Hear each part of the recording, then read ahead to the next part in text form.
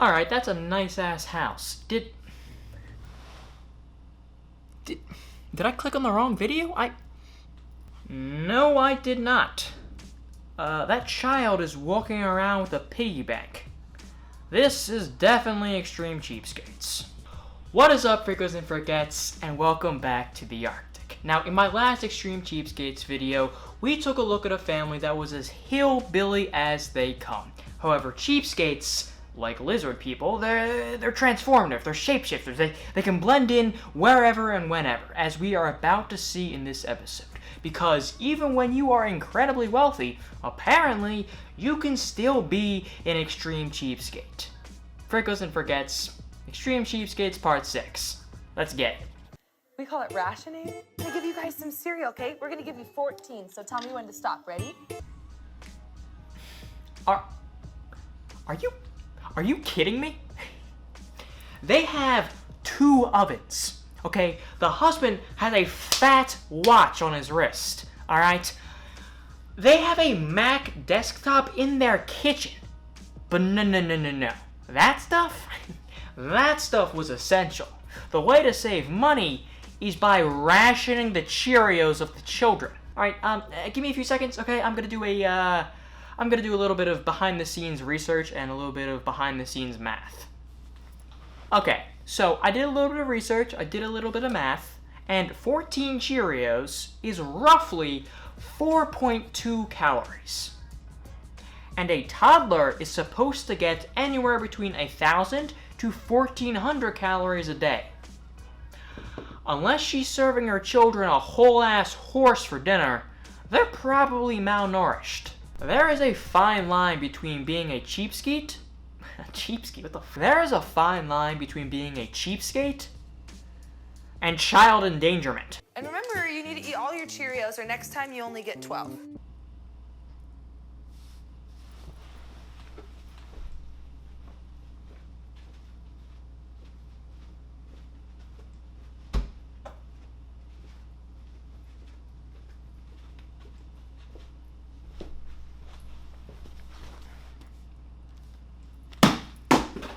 Are you what? Let's slow down that clip, okay, and rewatch it, alright? There. Right there. See that? That's the line.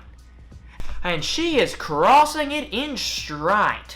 I freeze as much breast milk as possible so that when they're done, then I still have a few months worth frozen to stretch it that much farther. This is how I imagine their freezer looks like. Granted, they won't have to worry about running out of room, first, because a family with 2 ovens is bound to have more than one freezer, and second, freezers are used to store food, so she's not going to have to worry about food encroaching on the space in her breast milk box. Because she limits her children to 14 Cheerios for breakfast. People a lot of times think some of my methods are a little extreme. They think I'm a little crazy, but I don't know if I care because it works. Child services is just gonna show up at her door and she's gonna be screaming, "I'm not crazy, okay, it works!" And then her children are gonna walk out of the basement looking like the skeletons from Minecraft, and child services are just gonna look at them and be like, well, I mean, she says it works. Jordan has found some of the biggest savings in the bathroom, cutting her family's use of toilet paper from 300 rolls a year to only 40. We ran into this problem with all of the cheapskates before this one, but I'm gonna say it again. You're really rationing the wrong stuff. That being said, I am happy to see that she is now not only targeting her children, but the rest of her family. Their extreme saving measures allowed them to purchase $1 million home. No. That's not how you buy $1 million house, alright? If skimping on toilet paper was all it took to be a millionaire, everybody would be a millionaire. But Jordan didn't spend nearly that much. The original owners bought it for over $1 million, and we got it on short sale for about $450,000. Then we were scrappy and we sold the basement apartment to my parents for half. So we paid $225,000. Okay, first, it sounds like the original owners of this house were murdered in this house. Because that's the only thing I can think of that will result in $600,000 off of a purchase. And second, she charged her parents $250,000 to live in a basement? Her husband better watch out, because once she gets sick of that child abuse and the elder abuse, she's gonna turn to domestic abuse real quick. I was just wondering if you guys had any food that you're not using, like leftovers.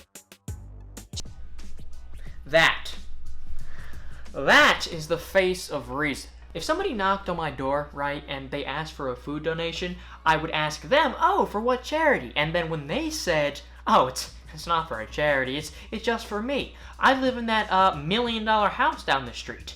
I would look at them and I'd say, I guess I could spare you a sandwich. A knuckle sandwich? Pow! That was a really bad joke. You see these spaghetti arms? All right, I wouldn't punch anybody. All right, I talk a big game. You know what? No. Okay, I'm doubling down on that joke. All right, that was wordplay. That was clever. A knuckle sandwich, because a sandwich is a type of food, right? And so a knuckle sandwich is a type of physical violence, right? And so when you combine them, you have my response. But there's also a play on what she was asking for. Did that shit just move? Okay, the ghosts have told me that the joke was bad. I bake cookies without using any power, and it doesn't make your house hot.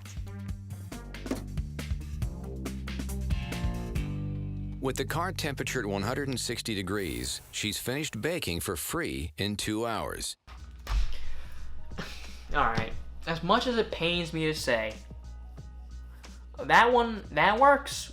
It works, and it doesn't endanger the children's life. So, sure, alright, using the car to bake your cookies is smart. However, and I do have a however, if you're not going to use the oven, why do you have 2 of them? And taking it a step further, if you're not going to feed your children, why have 3 of them? There's a new trend with backyard farming. We could raise a pig and then get a ton of pork out of it. Also, you're telling me that this stay-at-home mother of 3, that rhymed. Okay, don't get off track. You're telling me that this stay-at-home mother of 3 is going to butcher a pig in her own backyard? She's really out here going for the gold medal when it comes to traumatizing her children. Anyway, they head out to a livestock place and... Oh my gosh, look at all these chickens! For some farm animals. What do you want to look at? Well, can we start with chickens? Oh my god! Her husband looks so done with her. She is going to have a straight up heart attack when she finds out how much divorce proceedings cost. So how many eggs will each chicken lay? Chicken will lay an egg about every 26 hours. Oh, that's awesome. That's like half dozen a day. That's less than an egg a day. Maybe she's an extreme cheapskate just because she's so bad at math, right? That she cuts costs at whatever time she can so that she doesn't have to deal with big numbers. And second, look at that wedding ring. You're telling me that with the same hand that she uses to feed her children 14 Cheerios and not a Cheerio more is rocking a wedding ring that's got 3 bands? And I'm well aware that like 75% of the jokes in this video pertain to those 14 Cheerios. But come on, that's just so absurd. 4.2 calories for breakfast? I mean, oh. I have no idea what it's gonna be like having goats and chickens in our backyard. Hopefully they can't get out. All right, based on their wiping habits, okay, it could already be assumed that they are a stinky family, okay? But at least the musk of frugality was contained to them and them alone, okay? The stench didn't escape the walls of their house. But putting a petting zoo in your backyard?